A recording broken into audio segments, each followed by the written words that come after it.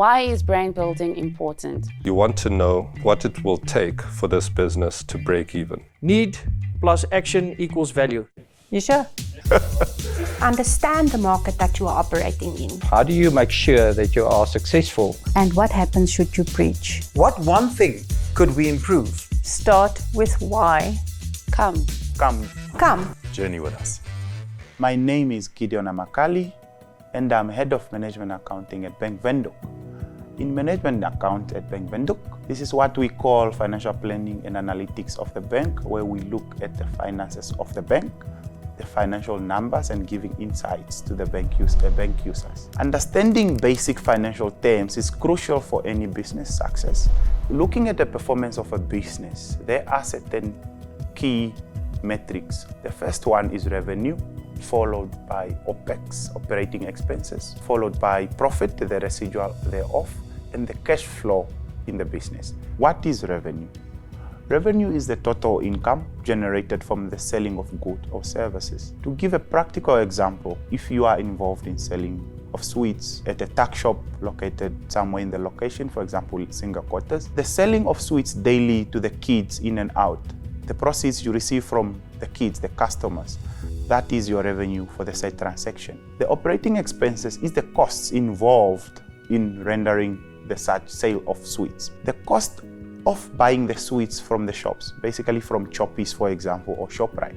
How much it costed you to buy from your supplier of sweets. That is the cost of the said transaction. The next metric is profits. Profit sums up the performance of the said transaction or the said business operations. In an event where your collected revenue is more than the cost of the sweets, then you are in a profit-making position. If your revenue is less than how much it costs you to buy that pack of sweets from the shop, then you are in a loss-making position. The last metric is cash flow management. Cash flow is the movement of money in and out of your business, essentially maintaining liquidity or anything else. So what is budgeting and forecasting? Are they not the same thing? So plainly put, budgeting is the plan of the future, how you are going to spend your money and how you are going to generate your money. Whilst forecasting is the prediction of the future, budgeting assists you in keeping you accountable as a business owner. It actually answers what you need to focus on to get your targets in place or to achieve the set plans for your business performance. I want to start a business, but I don't have capital. How should I go on about it? There are various options one can take. That is the good news. The first option is usually the easy one, using your own funds. The benefit of bootstrapping is you retain full control of your business. There's no need to dilute ownership. The only key disadvantage you have is limitation in terms of scalability or growth. If you do not have as much capital as you need, you actually not gonna grow in the long run. So the second option one have is what we call angel investors.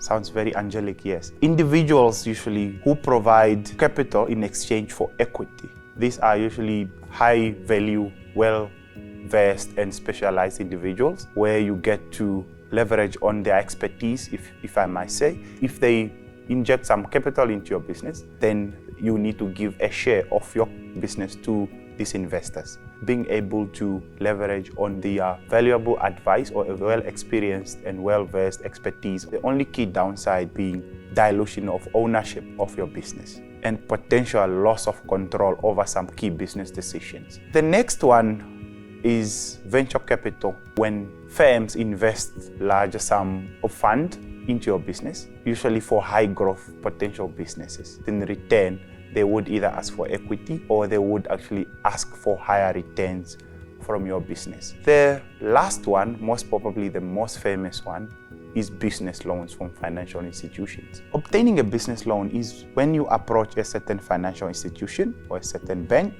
in this case like Bank Windhoek, and you request or you apply for financial loan, basically. It can be long-term or short-term. A business loan from a commercial bank is usually granted at a set rate with a set payment term with set requirements, if I must say. That gives you predictability of when certain cash flows or certain obligations needs to be met for these loans. It's almost so defined at the beginning. Unlike the other previous 2 points, you get to retain full ownership as is of your business. So the downside of a business loan, interest payments or interest rates can be quite high and can become unaffordable or unfavorable at a point in time. The requirements in terms of collateral or security of this said loan can be quite challenging for an upcoming business or rather a not well-established business. Cash flow statements or cash flow management for a business operation. Am I making money?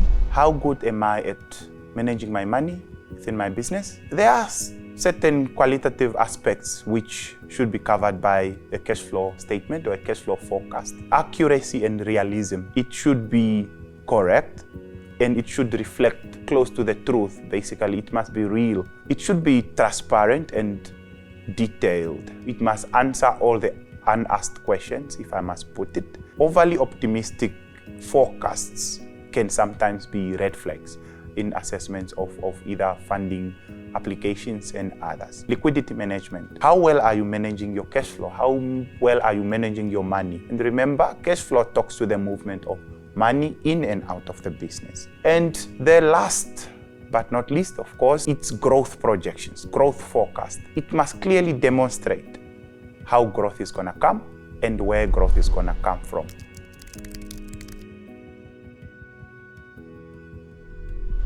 So starting off with liquidity ratios. This ratio actually primarily just indicates how well are you managing your cash flow, mostly short-term or long-term if the period of the loan is that long.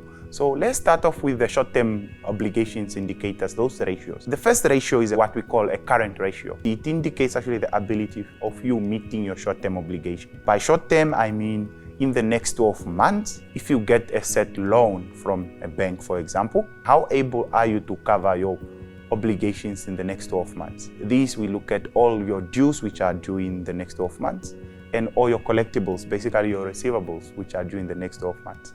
Then we express them as a ratio. If that ratio is above 100%, that is actually regarded as a minimum safe levels. The higher it is, the more safer your projections are. The investors usually would want also to look at stress scenarios or stress ratios in terms of liquidity. So the second ratios the financial or the investors actually would look at is your quick ratio. This is what we call your acid test ratio. Yes, acid test ratio. So it's almost a stressed scenario. So it indicates the ability of you meeting your short-term, your 12 months obligations without realizing your inventory. They take your current assets, your current receivables, any assets which are most likely to be realized in the next 12 months, and they exclude inventory. And then this is then expressed as a percentage of what is due in the next 12 months. This is current liabilities.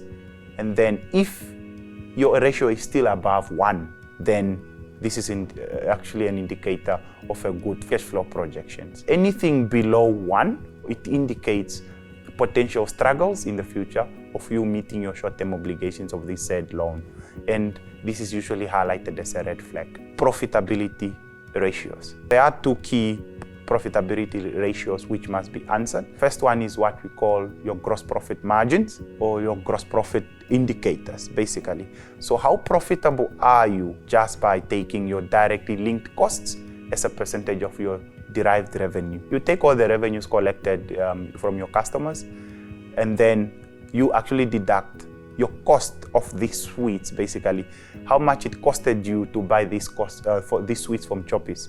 And then you express the residual or the rather gross profit as a percentage of revenue. This indicates the gross profit margin, or what we would call GP margin. Any positive gross profit margin is regarded as good, but the higher it is, the more lucrative or the more positive cash flow forecast and projection it indicates. The last one is your net profit margins. So you've taken all your revenue collected, and then you've deducted the directly linked costs, basically the set cost of buying such sweets from Choppies or ShopRite, and then there are other overheads, of course. Rent you pay for your tuck shop at that specific place. The water and electricity thereof, the salaries you pay, all of those costs, basically you need to sum them up and then deduct them from the gross profit. That gives you the net. So it's the net of all any other costs. The higher the percentage ratio, then the good indicator of your potential cash flow projections, basically.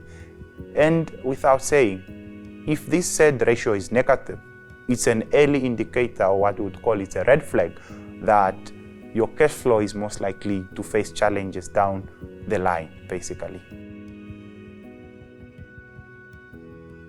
Debt to equity ratio. So this, in a nutshell, measures the proportionate of debt to equity within your operations, so within your business operation. By that, it means, actually shows of your operations, how much of it is covered or is actually funded through debt. The less reliance to debt you have, then the lesser your ratio would indicate. And usually this is a positive indicator up to an extent. It determines the gearing and the ungearing of your business operations.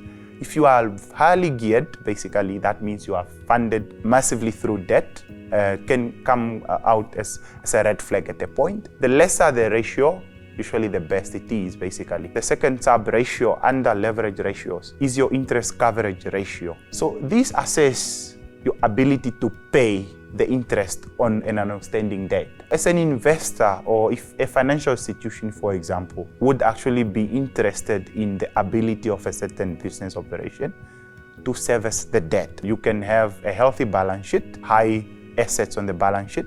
That means you have high numbers on your balance sheet and in assets. But if your interest coverage ratio, so the ability to cover and service the loan, is lower, then this comes out as a very big red flag in your cash flow forecast and in your financial statement analysis by that said financial institution. The last ratios would actually an investor look at is your efficiency ratios.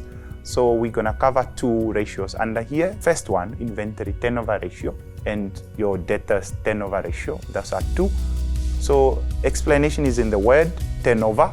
Inventory turnover, it actually assesses the pace where you are turning your inventory into cash or into a sale, if I must put it plainly. You must always assess your inventory turnover ratio and look for ways where you can actually turn your inventory into a sale faster. And then leading to the next ratio, the next assessment, the next indicator is your accounts receivable turnover ratio. How fast are you collecting from your debtors? This is measured in days. The higher the days, it just indicates you are taking longer to collect money from your debtors. And to my previous point, you need money for a better cash flow management and also for you to be able to do interest coverage, basically. So you need to collect funds from your customers. The lower this rate is, then the better and the best it must actually look at all times. Thank you for joining us for this episode. Catch us next time for more expert advice to help elevate your business. Come journey with us.